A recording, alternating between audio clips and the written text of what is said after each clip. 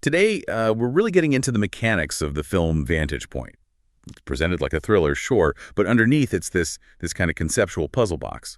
Our mission, really, is to figure out how it uses that core trick, repeating the same event from different viewpoints, what some call kaleidoscopic narration, to ask some pretty big questions about truth, mostly. Exactly. And that structure, it isn't just a gimmick to keep you hooked, though it does that too. It's designed to put you, the viewer, in a really active spot. You're constantly forced to question if there's even such a thing as one simple, objective truth. We can probably break this down along 3 lines. The role of violence, how truth gets built in fragments, and crucially, the filter of personal perspective. Okay, let's start with violence. That central event, the attack, it's the engine driving everything. We see it again and again. Yeah. Why that specific focus? Why the repetition? Well, I think the violence works on 2 levels, right? It's very concrete. You get the explosions, the gunfire, the immediate chaos.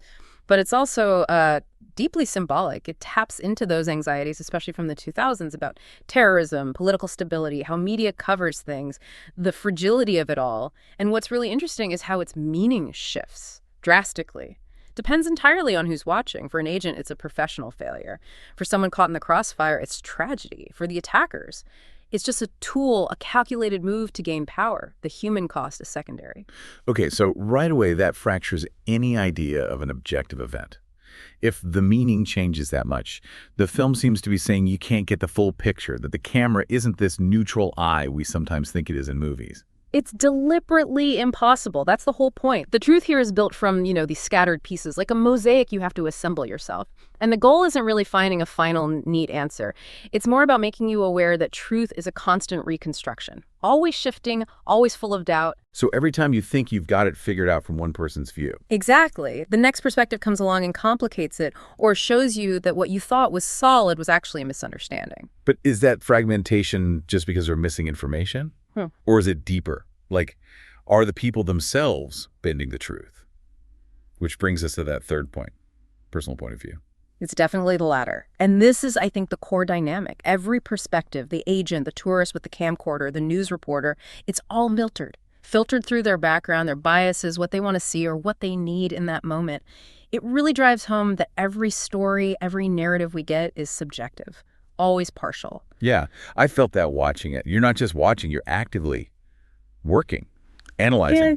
And this is where it gets really clever, I think. It turns you, the spectator, into the investigator. Yeah. You're forced to compare the stories, spot the contradictions.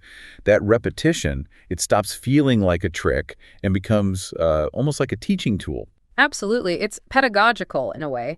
The film is teaching a kind of media literacy almost. The big lesson isn't just about the plot, it's about the real world. It emphasizes why we need multiple sources, why we should be skeptical of any single dominant narrative, especially from powerful entities. So pulling it all together for you listening, Vantage Point isn't just about solving the mystery of the attack. It's more like a working model, a metaphor maybe, for how we deal with complex reality itself. A reality full of conflicting information, subjective takes, and, political uncertainty. And the final thought it leaves you with, I think, is a kind of warning. It suggests our modern world with its speed and its fractured media landscape, it just can't be grasped through one straightforward story. We have to really learn to sit with the fragments of violence, of truth, of perspective, and engage with them critically, patiently. That's the skill it values.